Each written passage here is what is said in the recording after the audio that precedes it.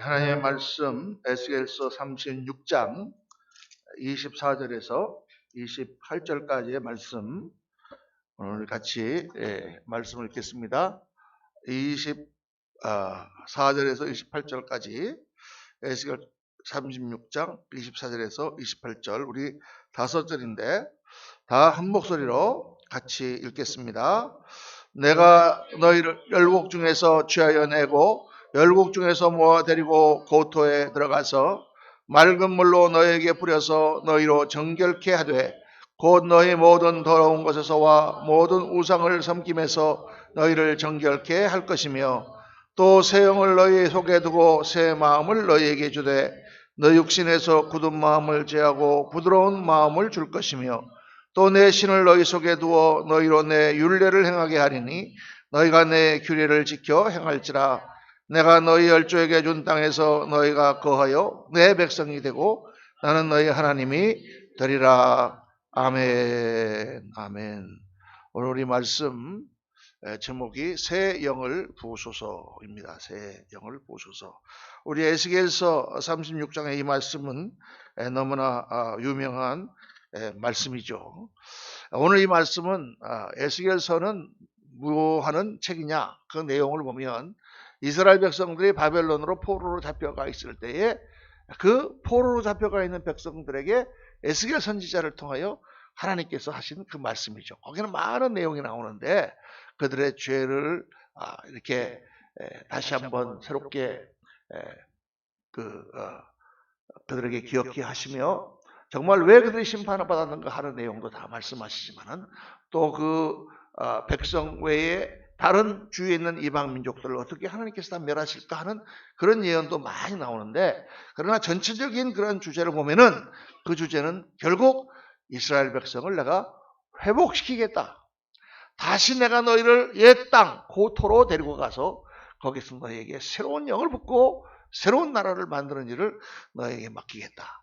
궁극적으로 이제 오실 예수 그리스도를 바라보며 이스라엘 백성들의 이 고난의 때를 이겨내고 새롭게 그들의 역사를 창출해가는 그런 모든 것들을 하나님께서 희망적으로 예언하시는 그런 말씀이 에스겔서의 주제라 이렇게 볼 수 있습니다. 이스라엘 나라를 회복하고 이스라엘 땅을 회복하고 이스라엘의 국력을 회복하고 이스라엘의 신앙을 회복하고 이스라엘에게 주었던 축복의 약속을 회복하시겠다. 이러한 에스겔서 역사가 우리나라와 우리 여러 성도님들의 가정과 우리 한국 교회에 일어나기를 주님의 이름으로 축원합니다. 회복의 역사가 일어나야 되겠죠. 다시 한번 새로운 마음으로 정말 하나님께 주신 고난의 의미를 우리가 새기면서 정말 정하게 되어서 하나님께 정말 쓰임받는 그러한 종의 모습으로 다시 새롭게 되어야 될 줄로 믿습니다. 그런데 이 모든 것을 회복시키는 하나님의 역사를 하나님이 이루기 위해서 뭐가 회복이 돼야 되느냐? 마음이 먼저 회복돼야 된다. 마음이. 하나님의 백성들의 마음이 먼저 회복돼야 된다는 거예요. 새 영을 부으소서라고 하는 제목이 그래서 나온 것입니다. 우리의 새 영을 부으셔서 우리의 마음이 회복되어야만 돼요. 하나님께서 이스라엘의 회복이라고 하는 역사적으로 어마어마한 일을 하나님께서 지금 시작하시고 그 일을 하시겠다고 지금 하시면서 하나님께서 지금 하시는 말씀은 내가 너희 속에 새 영을 주리니 새 마음을 주리니 새로운 생각을 주겠다는 거예요. 이 말씀은 하나님께서 우리를 사용하시고 하나님께서 일하시는 아주 중요한 원리를 우리에게 가르쳐 줍니다. 여러분 가만히 한번 생각해 보세요. 하나님이 새로운 역사를 시작하시겠다 하면 하시면 될 거 아니야 그냥. 전능하신 하나님이신데 모든 만물을 주관하시고 모든 것을 운행하시는 하나님이신데 그냥 하나님이 하시면 될 거 아니에요. 그런데 성경을 여러분 자세히 보시면 내가 몇 번이나 얘기했지만 하나님은 그냥 하시지 않는다니까요. 하나님 어떻게 하신다 그랬어요? 반드시 그 하나님의 사람들, 백성을 통해서 하나님은 일을 하신단 말이에요. 왜? 하나님 나라를 세우는 원리가 그렇단 말입니다. 이 우주를 창조하시고 모든 것을 하나님 홀로 하셨지만 이 땅에 하나님 나라를 세우시고 하나님의 천국을 이루시는 과정은 반드시 하나님이 사람을 통해서 하신단 말이에요. 그래서 아담 하나를 지었다 그러셨죠. 땅에 가득한 백성을 만들기를 원하시면서도 가득히 만들지 않으시고 한 사람을 만드시고 그 떼어내서 또 한 사람을 만드시고 둘에게 축복하며 명령하셨단 말이에요. 생육하고 번성하여 온 땅에 충만하라. 그들이 해야 된단 말이에요. 그래야만 하나님 나라가 퍼지게 돼 있다고. 그게 성경의 여러 군데서 제가 지금까지 3년 동안 엄청나게 많이 말씀을 드렸기 때문에 또 말씀을 드릴 필요가 없지만은 이거는 계속해서 묵상해야 될 아주 중요한 사실이고 하나님 역사의 원리입니다.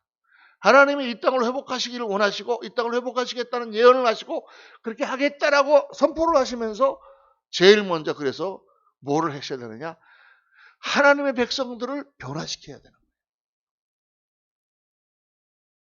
이 대한민국의 새로운 역사가 일어나려면 어떻게 됩니까? 하나님의 백성들이 변화가 돼야 돼요. 우리 그레이스 교회를 하나님께서 크게 일으키시려면 어떻게 됩니까? 하나님의 백성들이 변화가 돼야 돼요. 이게 그거밖에는 다른 길이 없어요. 하나님이 직접 하시질 않는다니까요. 하나님이 우리 한 사람 한 사람을 축복하시고 하나님께서 우리 한 가정마다 하나님께서 2021년도에 엄청난 축복을 쏟아 부어주시려고 하면은 먼저 뭐가 일어나야 되느냐? 내가 먼저 변화가 돼야 돼요. 할렐루야. 새 영을 나에게 부어주셔서 새 마음이 나에게 일어나고 새 믿음으로 하나님을 바라보고 나갈 때에 하나님의 그 축복의 역사가 이루어진다고 말이에요. 그렇지 않으면 절대 하나님 역사가 이루어지지 않습니다. 여러분, 이게 굉장히 중요한 원리고 그게 하나님의 아주 정말 고매하신 우리 하나님의 뜻이에요. 하나님이 혼자 모든 걸 다 해버리면 무슨 소용이 있어요? 하나님은 우리들을 일으키셔서 우리들을 사용하셔서 우리를 동역자로 세우시고 같이 일을 하시면서 우리들에게 그 영광을 나눠주시고 우리들에게 그 천국을 소유하게 하시는 하나님의 역사가 있다고 말이에요. 이게 성경 처음부터 끝까지 창세기 1장 1절부터 요한계시록 22장 21절까지 나와 있는 아주 중요한 원리인 것입니다. 그래서 예수님이 이 땅에 오셔야 되고 예수님이 지혜들을 키우신 것이고 그 지혜들에게 땅끝까지 복음의 증인이 되는 것을 맡기신 것이고 지금도 인도 땅에 우리 이영호 목사가 나가지 않으면은 거기 복음 전파가 안 되는 이유가 바로 거기 있는 거예요. 할렐루야. 그러니까 모든 일을 시작하기 전에 뭐가 있어야 되느냐? 새 영이 부어지고 새 마음이 일어나야 되겠구나. 이 세상 모든 일은 어디에서부터 결정되느냐? 마음에서부터 결정되는 거예요. 한번 따라 합시다. 세상의 모든 일은 마음 먹는 것부터 시작한다. 마음 먹는 것부터 시작하는 거예요. 제가 왜 미국에 가가지고 39년 동안 거기 살았겠습니까? 주의 종이 돼서. 처음에는 아무 생각도 없어요. 저는 절대로 미국 안 가려고 그랬어요. 미국이라는 나라를 가기가 싫었어요, 저는요. 그런데 어느 날 회사를 다니다 보니까 어느 날 보더니 한번 갔다 오긴 갔다 와야 되겠더라고. 마음을 먹는 순간부터 일이 시작된 거예요, 여러분. 그러다 보니까 제가 39년 동안 미국에 살게 된 거예요. 그래서 하나님이 이 우주를 창조하실 때에 제일 먼저 하나님이 하신 일이 뭘까요? 우주를 창조하셔야 되겠다고 마음을 잡수신 거예요. 아멘입니까? 하나님 마음도 안 잡수셨는데 그냥 갑자기 막 저절로 생기나 그렇지 않단 말이에요. 하나님 모든 것을 그 뜻대로 행하시는 분이잖아요. 하나님의 뜻. 하나님의 뜻이 먼저 서고 그 뜻 가운데 이 모든 일이 이루어지는 거예요. 창조의 원리가 그렇습니다. 그러니까 우리에게 일어나는 모든 일도 어디서부터 시작되느냐? 마음에서부터 시작되는 거예요. 마음은 어떻게 먹느냐? 2021년도에 정말 내가 하나님의 복을 받고 싶다 그러면 어떻게 되겠어요? 정말 하나님이 시키는 대로 한번 해보자 하고 마음을 먹는 데서부터 복의 역사는 시작되는 거다. 오늘 굉장히 중요한 거 우리 첫째, 마음을 잘 먹어야 되는구나. 마음을 잘 먹어야 돼. 그래서 오늘 말씀해 보니까 내가 너희에게 새 마음을 주고 이스라엘 백성들의 마음이 회복되지 않으면 아무것도 일어날 수가 없는 거예요. 마음이 변화되는 것이 모든 것의 우선이에요. 마음이 회복되지 않으면 어떠한 축복도 축복이 될 수가 없는 거예요. 근데 우리 인간의 마음이 쉽게 변하지 않죠. 참 사람들은 고집스럽습니다. 얼마나 사람들이 완고한지 몰라요. 예레미야서 17장 5절에 만물보다 거짓되고 심히 부패한 것은 마음이라 그랬어요. 누가 이를 능히 알리오? 사람에게 다 강요할 수 있어도 마음만은 강요할 수가 없어요. 굳어진 마음은 천하장사도 바꿀 수가 없어요. 우리가 여기서 이제 전도도 많이 해야 되고 믿지 않는 가족들도 전도해야 되고 그런데 이 마음이 굳어가지고요. 이게 바뀌질 않아요. 어떻게 바꾸겠어요, 여러분? 설득한다고 바꿔지겠습니까?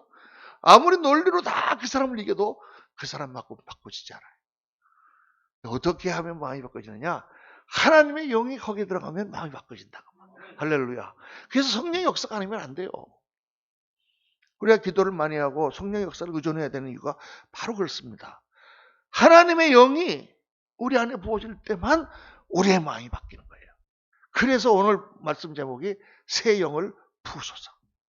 새 영이 우리 안에 들어와서 우리를 충만케 하시고 새 영이 부어져서 그 사람 마음이 녹아져서 하나님 전도의 말씀을 듣고 돌아오게 하시고 새 영이 하나님의 성령의 역사가 모든 것을 부어져서 병자가 낫고 모든 무너진 것이 회복되며 하나님의 역사가 주의 종들을 통하여 이루어지게 하옵소서. 할렐루야. 하나님의 영이 들어오셔야 돼요. 하나님의 영이 들어오셔야 우리의 마음이 변화가 되면, 마음이 변화되면 어둡던 마음이 밝아지고 근심과 걱정과 염려와 불평불만과 미움과 시기, 질투, 답답하고 콜콜했던 마음이 성령이 임하고 나면 화평과 사랑과 희락과 만족이 넘치는 마음으로 변합니다. 자, 저는요 이게 너무너무 신기한 거예요. 옛날에 미국에 있을 때 제가 이제 그 일을 했는데 어디를 했냐면은 아주 깜깜한 동네에서 했어요. 그냥 전부 유색인 쪽만 살고 히스패닉 뭐 흑인 다 이런 사람들만 사는 그런 빈민가에서 일을 했어요. 그런데 제가 이제 어느 날 수련회를 가갖고 은혜를 받고 왔어요. 은혜를 받고 왔는데 받고 와갖고 그 다음날 아침에 주일날 저녁 때 들어와서 아침에 출근을 했는데 길을 걸어가는데 만나는 사람이 다 예쁜 거예요. 전부 예쁜 거예요. 이게 막 흑인도 예쁘고 뭐 스페니쉬도 예쁘고 뭐 다 예쁜 거예요. 사람들이 막 그렇게 아름다워 보일 수가 없는 거예요. 그럼 제가 3박 4일 동안 수련회 갔다 오는 동안 그 사람들이 뭐 성형수술을 했겠습니까? 무슨 뭐 어떻게 그 사람들이 변했길래 화장을 했겠습니까? 어떻게 그렇게 이뻐진 거예요 갑자기? 그 사람들이 변한 게 아니야. 내 눈이 변한 거예요. 성령을 충만하게 받고 오니까 사람들이 다 그렇게 이쁘고 그렇게 사랑스러울 수가 없어. 참 희한해요. 그것도 희한한 거예요 여러분. 우리가 정말 하나님의 영이 들어오셔서 성령의 충만함을 받고 나면 지금 이렇게 막 고생스럽고 힘든 이런 모든 것들이 다 사랑스러워진다니까. 할렐루야.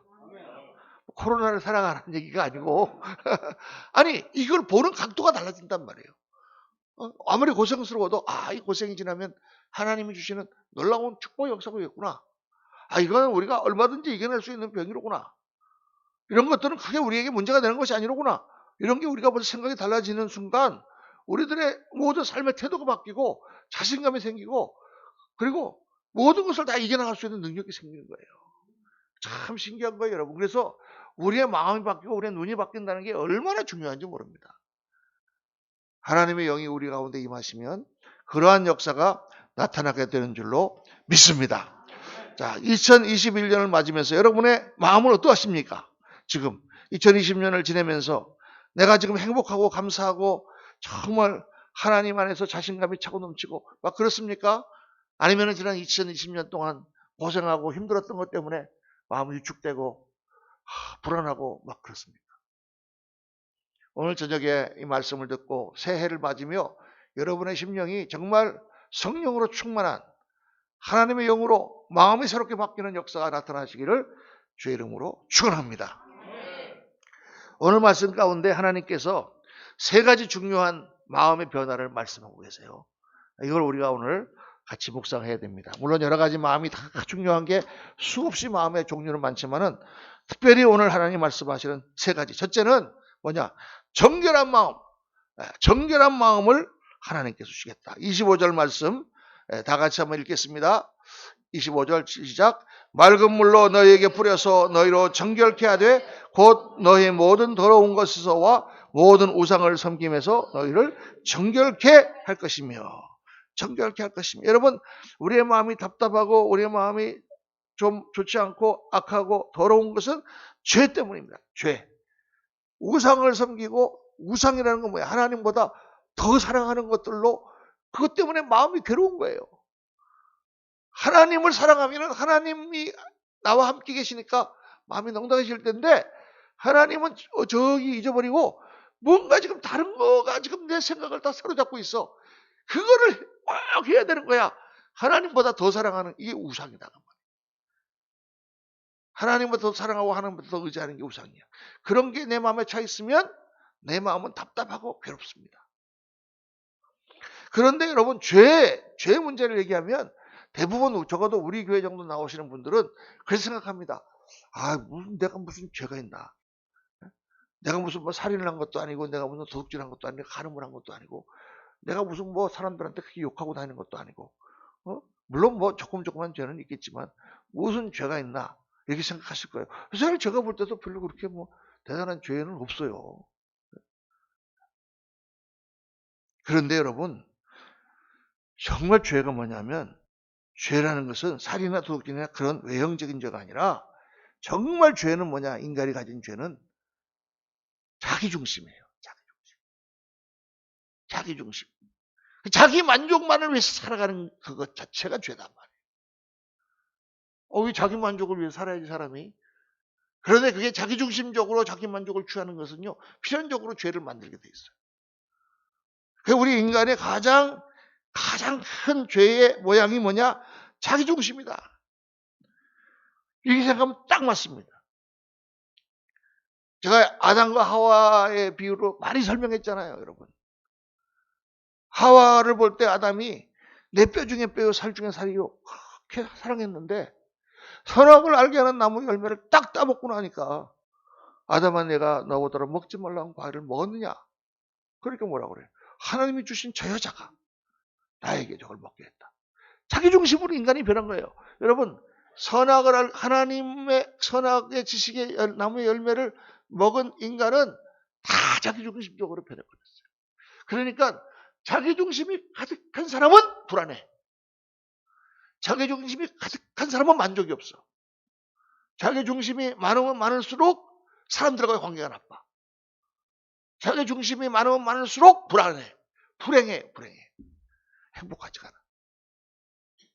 참 이상해요.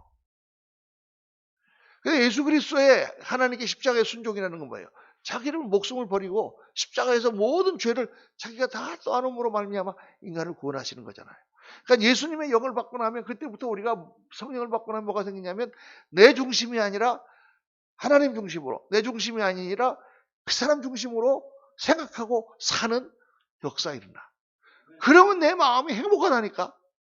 편하고 하나님의 역사가 나타난단 말이에요.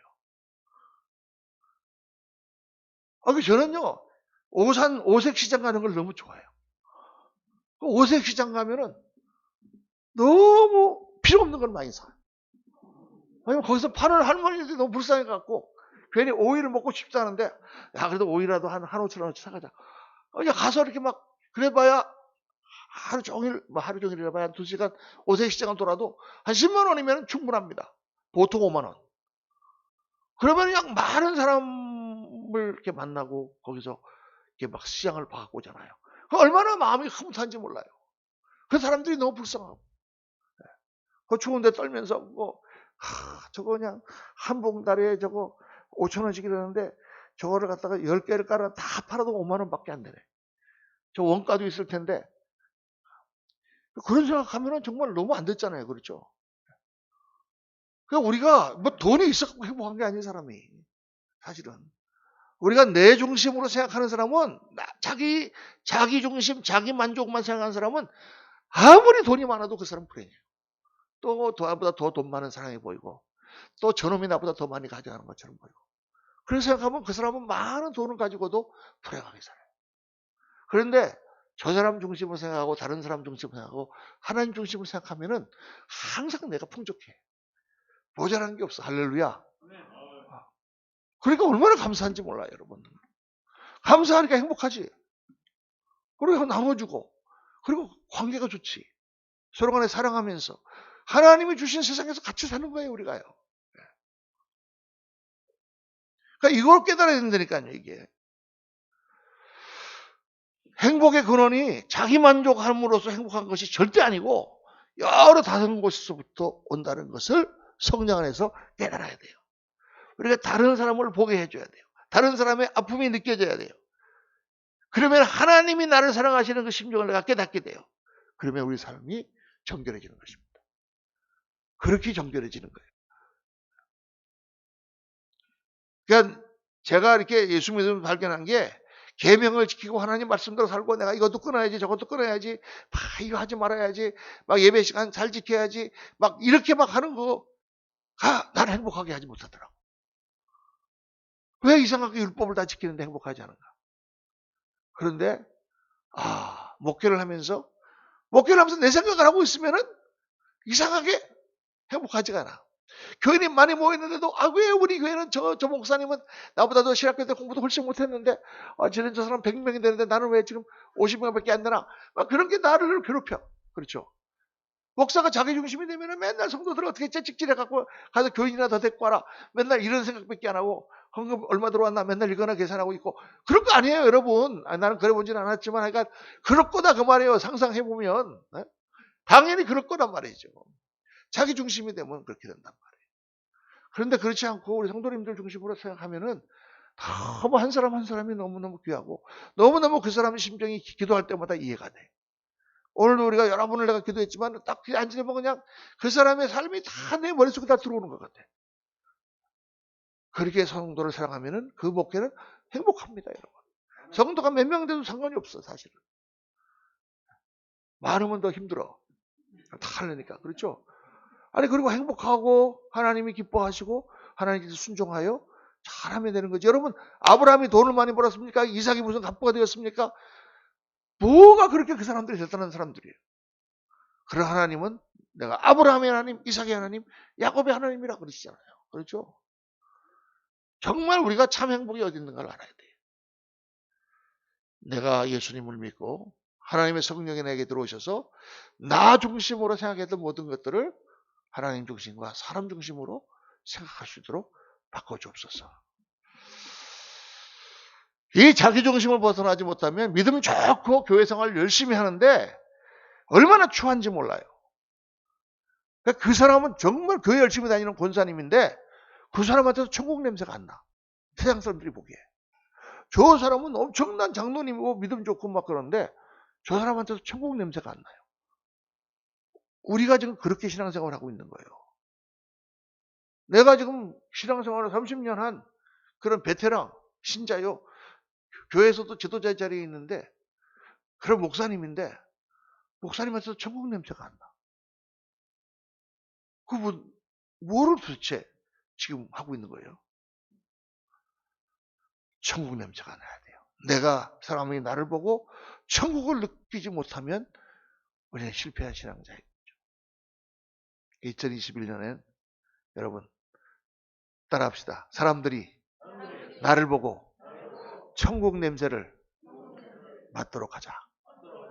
야, 권사님 만났더니 천국 냄새가 나. 뭔지 모르는데 아이가 편안해. 뭔지 모르는데 행복해. 야, 이러면 신앙의 성공자가 되는 거잖아요. 하나님이 세형을 부으시고 모든 고토를 회복하시는 역사가 일어나게 하실 줄로 믿습니다. 둘째로 부드러운 마음을 하나님 주시다. 26절 다 같이 읽겠습니다. 또 새 영을 너희 속에 두고 새 마음을 너희에게 주되 너희 육신에서 굳은 마음을 제하고 부드러운 마음을 줄 것이며 부드러운 마음은 사랑의 마음이요 긍휼히 여기는 마음이요 하나님의 영이 임하면 마음이 부드러워지는 것입니다. 여러분 정오를 따지는 것 옳고 그런 것을 따지는 것 이것이 맞냐 저것이 틀리냐 이거 쉬운 일이 아니에요. 이거 옳고 그런 것을 따질 줄 알려면 공부도 많이 해야 되고 제대로 분별할 줄 알아야 따질 수가 있어요. 그런데 하나님 나라는 옳고 그런 것을 분별하는 것만 갖고는 안 돼. 옳고 그런 것을 분별하지 않아도 안 되지. 틀린 걸 맞다고 그러고 맞는 걸 틀리다 그러면 그게 하나님 나라가 안 되죠. 진리 위에서 해야죠. 옳고 그런 것을 분별해야 되는데 옳고 그런 것을 분별하는 것만 갖고는 하나님 나라가 안 돼. 뭐가 있어야 되느냐? 하나가 더 해야 되는데 그것이 바로 긍휼히 여기는 마음이에요. 긍휼히 여기는 마음. 그게 은혜입니다. 은혜. 만약에 옳고 그런 것만 따지면 여러분과 저는 아무도 하나님으로부터 구원받지 못한 사람들이에요. 하나님 우리를 긍휼히 여기셔서 은혜를 베푸셔서 우리를 구원해 주셨어요. 아멘입니까? 그렇잖아요. 그리고 사람들 앞에 긍휼히 여길 뿐만 아니라 하나님 앞에 부드러운 마음이에요. 이거는 어떤 사람은 그냥 하나님 믿으면서도 계속 따지는 사람이 있어요. 아니 왜 이렇게 그냥 코로나를 왜 주십니까? 내가 뭐 잘못한 게 있습니까? 맨날 하나님 앞에 따져. 그런 사람은 하나님을 이해하지 못해요. 자식이 있는데 자식이 맨날 부모한테 가서 따져. 아빠, 다른 사람도 이런데 나는 이게 해줘야 될 거 아니야. 너 아빠, 이게 맞아, 저게 맞아. 계속 하나님 앞에 따져. 그래서 뭘 얻겠습니까? 그런 사람은 정말 신앙에 하나님 주시는 기쁨과 평강을 누리지 못해. 하나님의 마음을 헤아리지 못하는 거예요. 근데 그거 훨씬 넘어 하나님의 사랑이 있다가 말이에요. 그러니까 이거를 언제 알 수 있느냐? 하나님 앞에 마음이 부드러워졌을 때만 하나님을 깨달을 수 있어요. 이 부드러운 마음은 겸손한 마음하고 통하는 것이에요. 겸손한 마음과 부드러운 마음은 통한다. 그래서 하나님 앞에 강팍한 사람들이요, 욥과 같이 그렇게 막 고생을 하잖아요. 처음에는 막 하나님을 저주하면서 도대체 왜 나한테 이런 막 하다가 나중에는 해도 안 되다가 완전히 풀이 죽어가지고 다 죽어가니까 다 포기하고 하나님 잘못했습니다. 그때 하나님 마음이 깨달아요. 하나님이 이런 생각을 하셨구나.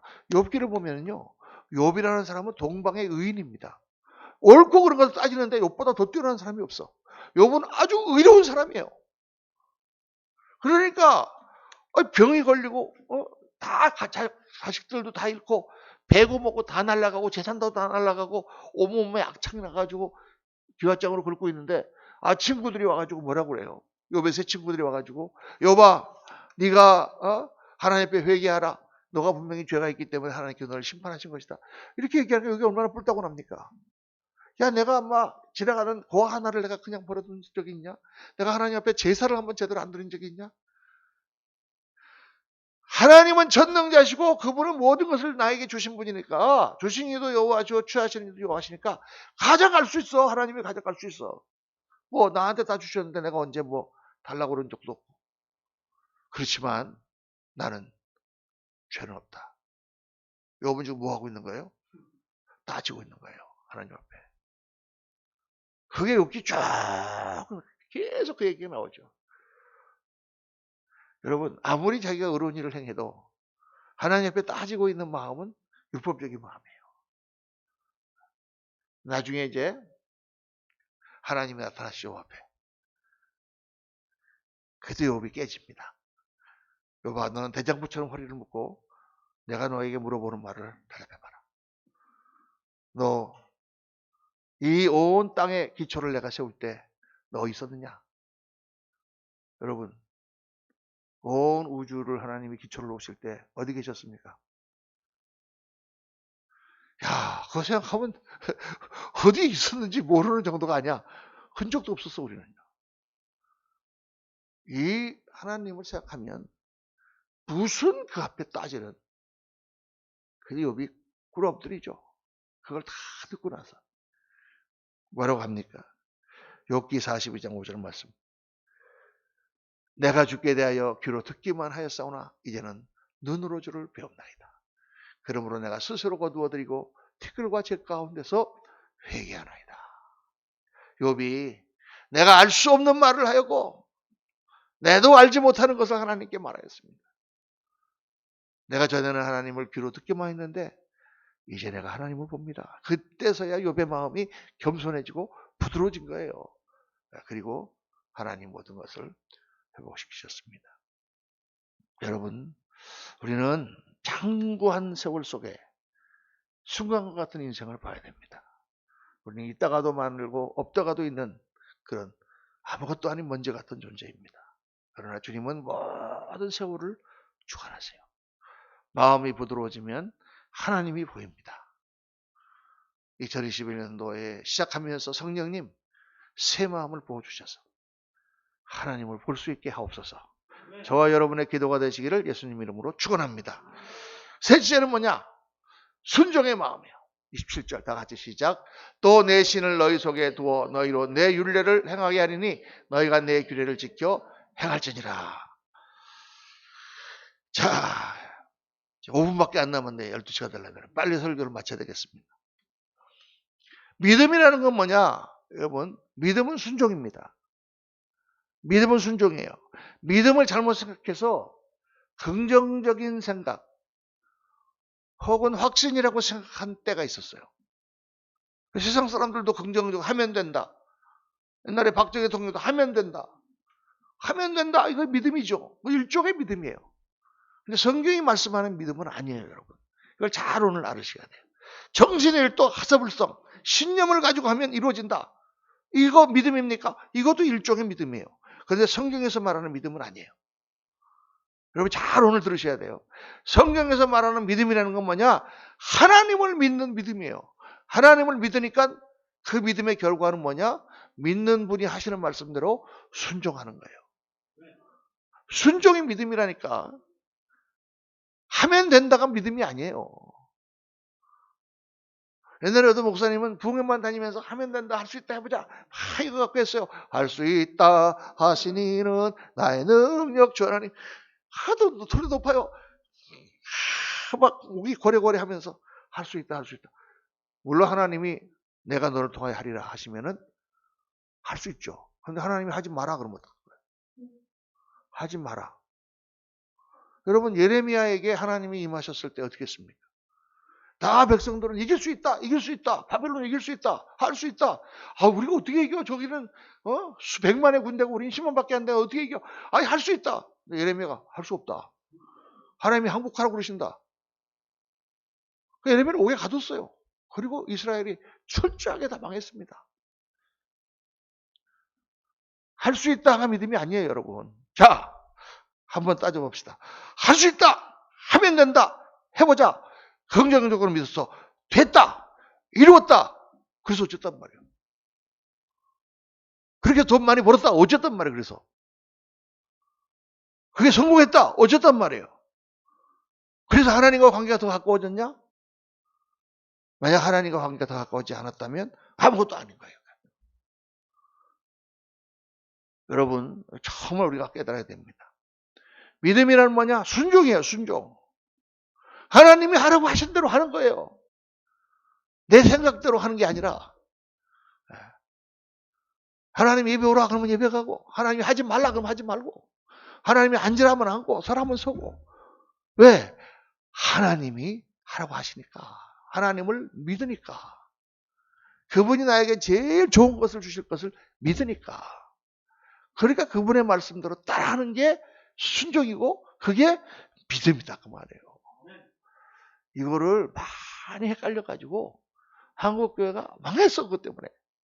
죄송하지만.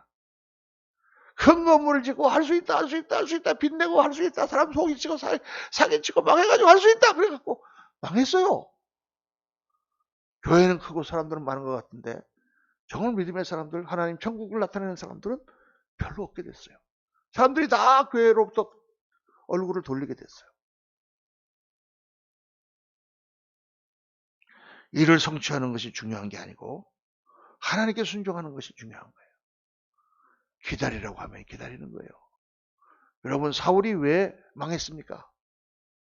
전쟁을 해야 되는데 할 수 있다. 나가야 될 거 아니야. 그런데 하나님께서 기다려라. 사무엘이 오기를 기다려라. 일주일 안에 온다고 했으니 와서 제사를 지내고 나가야 될 거 아니야. 제사를 지내고. 하나님의 축복이 없는데 나가서 이길 수 있어요? 하나님이 함께 하시지 않는데 싸움을 이길 수 있어요? 그 엉성한 병력 다 토굴처럼 숨어 지내는 그런 오합지졸을 가지고 저 블레셋 군대를 이길 수 없어요. 제사를 지내야 되는데 자꾸 사람들은 도망가고 군대는 도망가고 사울의 마음이 불안한 거야. 그래서 제사를 안 드리고 지가 대를 드리고 나갔어. 여러분 순종이 제사보다 낫고 하나님이 그를 버리셨습니다. 믿음이란 순종이다. 오늘 굉장히 중요한 하나님이 우리에게 주시기 원하시는 마음, 이 세 가지를 우리가 깨달았습니다. 이거를 잘 간직해서 21년도에 정말 하나님께 쓰임받는 종이 되시길 주의 이름으로 축원합니다. 정결한 마음, 죄를 버려라. 죄란 뭐라? 자기중심을 버리라. 부드러운 마음 뭐라? 겸손한 마음, 긍휼히 여기는 마음이다. 그리고 믿음, 순종의 마음이다. 하나님 앞에 말씀대로 내가 순종하리라. 그렇게 한 걸음 한 걸음 나가시면 하나님이 원하시는 놀라운 회복과 축복의 땅을 차지하실 줄로 믿습니다. 기도하겠습니다. 아버지 하나님, 오늘 귀한 말씀을 제게 주셨습니다. 저부터 말씀에 순종하고 말씀을 익혀서 2021년도에는 새 영을 부어주시는 새 마음으로 하나님의 역사를 온전히 이루어가는 저희들 되도록 하나님 축복하여 주옵소서. 사랑하는 성도님들의 모든 것이 회복되고 새로운 역사가 일어나도록 역사하여 주옵소서. 우리 구주 예수 그리스도 이름으로 축복하며 기도하옵나이다. 아멘.